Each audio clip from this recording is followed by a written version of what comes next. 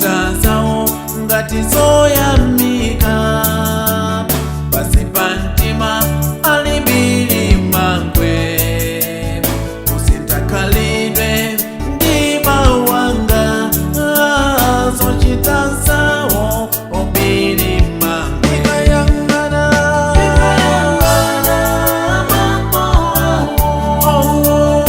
chikilisitu achita kuvala. Zochita zawo ndi mbiri mangwe, ofunika kuposa moyo. Ndikayang'ana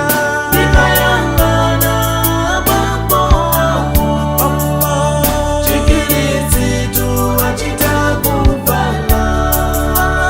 Zochita zawo ndi mbiri mangwe, ofunika kuposa moyo.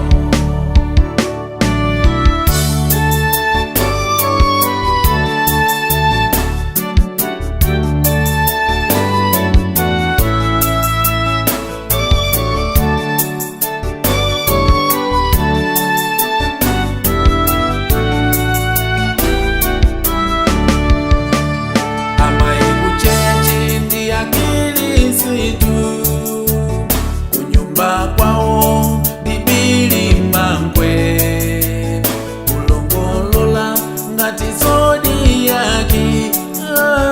Kufanana zedi ndi mbiri mangwe.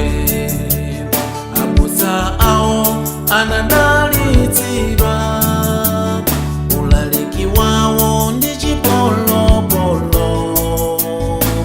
Ochuluka atiwa Yesu, koma zochita inu mbiri mangwe.